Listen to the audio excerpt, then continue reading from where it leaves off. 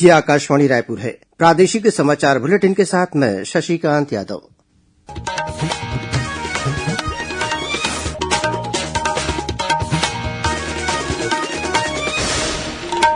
और अब पेश है आज के मुख्य समाचार। प्रधानमंत्री नरेंद्र मोदी ने आज झारखंड में धरती आबा जनजाति ग्राम उत्कर्ष अभियान और प्रधानमंत्री जनजाति आदिवासी न्याय महाअभियान के तहत 83,000 करोड़ रुपए की परियोजनाओं की आधारशिला रखी और लोकार्पण किया। स्वच्छ भारत मिशन के 10 वर्ष पूरे होने पर प्रधानमंत्री ने लोगों से स्वच्छता को जीवन में अपनाने का आग्रह किया। प्रधानमंत्री ने आज वीडियो कॉन्फ्रेंसिंग के जरिए सूरजपुर जिले के भटगांव नगर पंचायत के लिए जल प्रदाय योजना का शिलान्यास किया और देश आज राष्ट्रपिता महात्मा गांधी और पूर्व प्रधानमंत्री लाल बहादुर शास्त्री की जयंती पर उन्हें श्रद्धांजलि अर्पित कर रहा है। मुख्यमंत्री ने 31 मार्च तक खादी वस्त्रों की खरीदी पर 25% छूट की घोषणा की।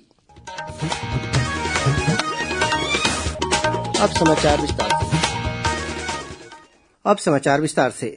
प्रधानमंत्री नरेंद्र मोदी ने आज झारखंड के हजारीबाग में 83,300 करोड़ की कई परियोजनाओं की आधारशिला रखी और लोकार्पण किया। इन परियोजनाओं में धरती आबा जनजाति ग्राम उत्कर्ष अभियान और प्रधानमंत्री जनजाति आदिवासी न्याय महाअभियान के अंतर्गत आने वाले कार्य शामिल हैं। इस अवसर पर प्रधानमंत्री ने 40 एकलव्य विद्यालयों का लोकार्पण किया और 25 एकलव्य विद्यालयों की आधारशिला भी रखी। कार्यक्रम को संबोधित करते हुए प्रधानमंत्री ने कहा कि देश के जनजातीय समुदाय को विकसित और सशक्त किए बिना विकसित भारत का सपना पूरा नहीं किया जा सकता। उन्होंने कहा कि इन परियोजनाओं से 5 करोड़ से ज्यादा आदिवासी लोगों को फायदा होगा। इधर मुख्यमंत्री विष्णुदेव साय आज बलरामपुर जिले के राजपुर में आयोजित राज्य स्तरीय धरती आबा जनजाति ग्राम उत्कर्ष अभियान के शुभारंभ कार्यक्रम में शामिल हुए। इस मौके पर उन्होंने जिले में 192 करोड़ रुपए की लागत से विभिन्न विकास कार्यों का भूमि पूजन, शिलान्यास और लोकार्पण किया। कार्यक्रम में मुख्यमंत्री ने बिलासपुर और सरगुजा संभाग में हर वर्ष करमा महोत्सव का आयोजन करने की घोषणा की। प्रधानमंत्री नरेंद्र मोदी ने कहा है कि स्वच्छता की प्रतिबद्धता जीवन भर की प्रतिज्ञा है। उन्होंने लोगों से आग्रह किया कि वे स्वच्छता को जीवन का अभिन्न हिस्सा बनाने का प्रण लें।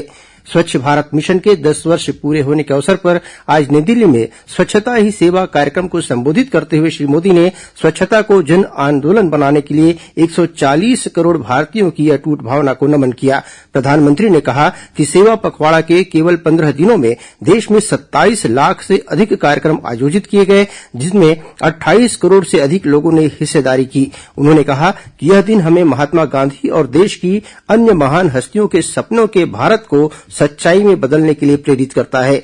श्री मोदी ने स्वच्छ भारत मिशन की सफलता में सभी देशवासियों, स्वच्छता कार्यकर्ताओं, धार्मिक नेताओं, एथलीटों, मशहूर हस्तियों और गैर सरकारी संगठनों तथा मीडिया कर्मियों की योगदान की सराहना की। श्री मोदी ने आज से शुरू की गई परियोजनाओं पर प्रकाश डालते हुए कहा कि इससे स्वच्छ भारत मिशन को नई ऊंचाई मिलेगी। आज के इस महत्वपूर्ण पड़ाव पर आज स्वच्छता से जुड़े करीब 10,000 करोड़ रुपए के प्रोजेक्ट्स की भी शुरुआत हुई है। मिशन अमृत के तहत देश के अनेक शहरों में वाटर और सीवेज ट्रीटमेंट प्लांट बनाए जाएंगे। नमामि गंगे से जुड़ा काम हो या फिर कचरे से बायोगैस पैदा करने वाले गोवर्धन प्लांट, ये काम स्वच्छ भारत मिशन को एक नई ऊंचाई पर ले जाएगा। मुख्यमंत्री विष्णुदेव साय आज रायपुर के पंडित दीनदयाल उपाध्याय ऑडिटोरियम में आयोजित स्वच्छता ही सेवा कार्यक्रम में शामिल हुए। इस अवसर पर उन्होंने कहा कि स्वच्छता अभियान ने राज्य में जन आंदोलन का रूप ले लिया है। उन्होंने लोगों से छत्तीसगढ़ को स्वच्छ और सुंदर बनाने का आह्वान करते हुए सभी को स्वच्छता की शपथ दिलाई।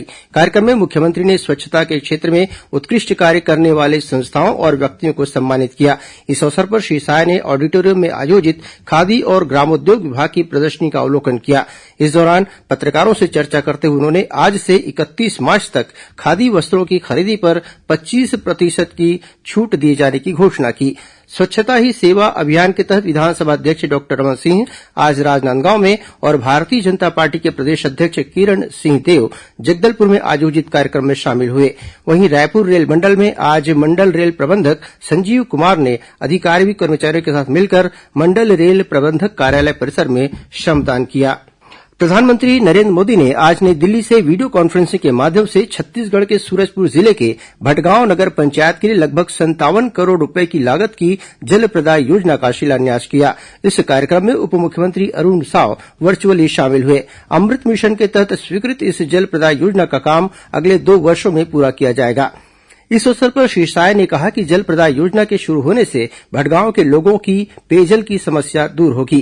उन्होंने कहा कि योजना के तहत महान नदी के पानी को साफ कर घरों तक पहुंचाया जाएगा। उन्होंने संबंधित अधिकारियों को उच्च गुणवत्ता के साथ समय सीमा में योजना से जुड़े सभी निर्माण कार्यों को पूरा करने के निर्देश दिए। प्रादेशिक समाचार आप आकाशवाणी रायपुर से सुन रहे हैं।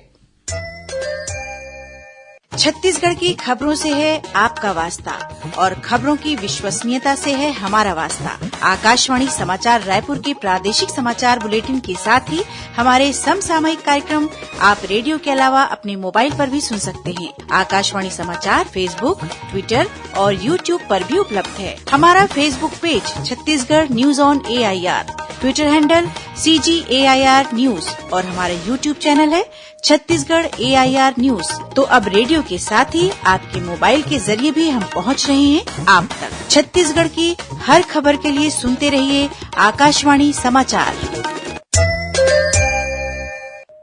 और अब आगे बढ़ते हैं बाकी के समाचारों की ओर। देश आज राष्ट्रपिता महात्मा गांधी और पूर्व प्रधानमंत्री लाल बहादुर शास्त्री की जयंती पर उन्हें भावभीनी श्रद्धांजलि अर्पित कर रहा है। नई दिल्ली स्थित राजघाट में महात्मा गांधी की समाधि और विजय घाट स्थित लाल बहादुर शास्त्री की समाधि पर आज राष्ट्रपति द्रौपदी मुर्मू, उपराष्ट्रपति जगदीप धनखड़, प्रधानमंत्री नरेंद्र मोदी, लोकसभा अध्यक्ष ओम बिरला और लोकसभा में विपक्ष के नेता राहुल गांधी ने महात्मा गांधी की समाधि पर पुष्पांजलि अर्पित की। इधर राजधानी रायपुर सहित छत्तीसगढ़ में भी विभिन्न कार्यक्रम आयोजित किए जा रहे हैं। मुख्यमंत्री विष्णुदेव साय ने रायपुर स्थित अपने निवास कार्यालय में महात्मा गांधी और पूर्व प्रधानमंत्री लाल बहादुर शास्त्री की जयंती पर उनके छायाचित्र पर पुष्प अर्पित कर उन्हें नमन किया। वहीं मुख्यमंत्री ने राजधानी के आजाद चौक स्थित महात्मा गांधी की प्रतिमा पर माल्यार्पण कर उन्हें श्रद्धांजलि अर्पित की। इस दौरान मुख्यमंत्री ने स्वच्छता अभियान में हिस्सा लिया और लोगों को स्वच्छता का संकल्प दिलाया। उप मुख्यमंत्री अरूण साव ने आज बिलासपुर कलेक्टोरेट परिसर में महात्मा गांधी की प्रतिमा पर माल्यार्पण किया। उन्होंने पूर्व प्रधानमंत्री लाल बहादुर शास्त्री की जयंती पर उन्हें भी श्रद्धांजलि अर्पित की। वहीं छत्तीसगढ़ विधानसभा परिसर में विधानसभा सचिव दिनेश शर्मा और सचिवालय के वरिष्ठ अधिकारियों तथा कर्मचारियों ने महात्मा गांधी और लाल बहादुर शास्त्री को श्रद्धांजलि अर्पित की। इस अवसर पर उन्होंने स्वच्छता के लिए श्रमदान भी किया। इस मौके पर विधानसभा सचिव ने अधिकारियों कर्मचारियों को स्वच्छता की शपथ भी दिलाई। राज्य में पुलिस के पदों पर भर्ती के लिए अभ्यर्थियों को आयु सीमा में 5 साल की छूट दी जाएगी। इस संबंध में राज्य सरकार द्वारा आदेश जारी कर दिया गया है। यह छूट सूबेदार, उप निरीक्षक संवर्ग और प्लाटून कमांडर के पदों पर नियुक्ति के लिए भर्ती प्रक्रिया वर्ष 2024 में केवल एक बार के लिए दी गई है। इसके अनुसार निर्धारित अधिकतम आयु सीमा में 5 वर्ष की छूट दी जाएगी, लेकिन सभी छूटों को मिलाकर अधिकतम आयु सीमा 45 वर्ष से अधिक नहीं होगी। प्रदेश कांग्रेस द्वारा निकाली गई 6 दिवसीय छत्तीसगढ़ न्याय यात्रा का आज रायपुर के गांधी मैदान में समापन हो गया। यह यात्रा 27 सितंबर को गिरौदपुरी धाम से प्रदेश कांग्रेस अध्यक्ष दीपक बैज के नेतृत्व में शुरू की गई थी। न्याय यात्रा के समापन अवसर पर आज गांधी मैदान में एक आम सभा का आयोजन किया गया, जिसमें अखिल भारतीय कांग्रेस कमेटी के महासचिव और छत्तीसगढ़ प्रभारी सचिन पायलट शामिल हुए। आम सभा को संबोधित करते हुए दीपक बैज ने प्रदेश में कानून व्यवस्था बिगड़ने का आरोप लगाते हुए इसके लिए राज्य सरकार को जिम्मेदार ठहराया। उन्होंने छत्तीसगढ़ न्याय यात्रा को सफल बनाने के लिए पार्टी के सभी नेताओं और कार्यकर्ताओं को धन्यवाद दिया। आम सभा को छत्तीसगढ़ प्रभारी सचिन पायलट, नेता प्रतिपक्ष डॉक्टर चरणदास महंत, पूर्व मुख्यमंत्री भूपेश बघेल, पूर्व उप मुख्यमंत्री टीएस सिंहदेव और पार्टी के अन्य नेताओं ने भी संबोधित किया। शक्ति की आराधना का पर्व शारदीय नवरात्र कल से शुरू हो रहा है। इस अवसर पर प्रदेश के विभिन्न देवी मंदिरों में 9 दिनों तक विशेष पूजा अर्चना की जाएगी। देवी मंदिरों और शक्तिपीठों में मनोकामना ज्योति कलश की स्थापना भी की जाएगी। राजधानी रायपुर सहित प्रदेश के विभिन्न देवी मंदिरों में आकर्षक साज सज्जा की जा रही है। इस बीच स्वास्थ्य मंत्री श्याम बिहारी जायसवाल ने नवरात्रि के दौरान प्रदेश के प्रमुख चिन्हांकित स्थलों पर स्वास्थ्य शिविर लगाने के निर्देश दिए हैं। और अब कुछ अन्य खबरें संक्षेप में। राज्य शासन ने भारतीय पुलिस सेवा के वर्ष 1992 बैच के अधिकारी पवन देव को पुलिस महानिदेशक के पद पर पदोन्नत किया है। इस संबंध में गृह विभाग ने आदेश जारी कर दिया है। कबीरधाम जिले के 70 स्कूलों में स्मार्ट क्लास की सुविधा उपलब्ध कराई जाएगी। इसके तहत उप मुख्यमंत्री विजय शर्मा ने आज कवर्धा के स्वामी करपात्री स्कूल में पहले अत्याधुनिक स्मार्ट क्लास सिक्यूलेशन टेक्निक का शुभारंभ किया। उप मुख्यमंत्री अरुण साव ने बिलासपुर कलेक्टोरेट में गार्डन और टाउन हॉल के जीर्णोद्धार कार्य का लोकार्पण किया। इसके साथ ही उन्होंने राष्ट्रपिता महात्मा गांधी के नेतृत्व में आयोजित दांडी यात्रा की आदमकद प्रतिमाओं का अनावरण भी किया। विश्व प्रसिद्ध बस्तर दशहरा के तहत आज काछन की रस्म अदा की जा रही है। श्रम विभाग द्वारा श्रम के क्षेत्र में उत्कृष्ट कार्य करने वाले व्यक्ति या संस्था से स्वर्गीय रामानुज प्रताप सिंहदेव स्मृति श्रम यशस्वी पुरस्कार के लिए 10 अक्टूबर तक आवेदन मंगाए गए हैं। और राजधानी रायपुर की पुरानी बस्ती पुलिस ने गांजा तस्करी के मामले में 4 आरोपियों को गिरफ्तार कर उनके पास से 40 किलो गांजा बरामद किया है। उक्त गांजे की कीमत करीब 12.5 लाख रुपए बताई गई है। अंत में मुख्य समाचार एक बार फिर। प्रधानमंत्री नरेंद्र मोदी ने आज झारखंड में धरती आबा जनजाति ग्राम उत्कर्ष अभियान और प्रधानमंत्री जनजाति आदिवासी न्याय महाअभियान के तहत 83,000 करोड़ रुपए की परियोजनाओं की आधारशिला रखी और लोकार्पण किया। स्वच्छ भारत मिशन के 10 वर्ष पूरे होने के अवसर पर प्रधानमंत्री ने लोगों से स्वच्छता को जीवन में अपनाने का आग्रह किया। प्रधानमंत्री ने आज वीडियो कॉन्फ्रेंसिंग के जरिए सूरजपुर जिले के भटगांव नगर पंचायत के लिए जल प्रदाय योजना का शिलान्यास किया।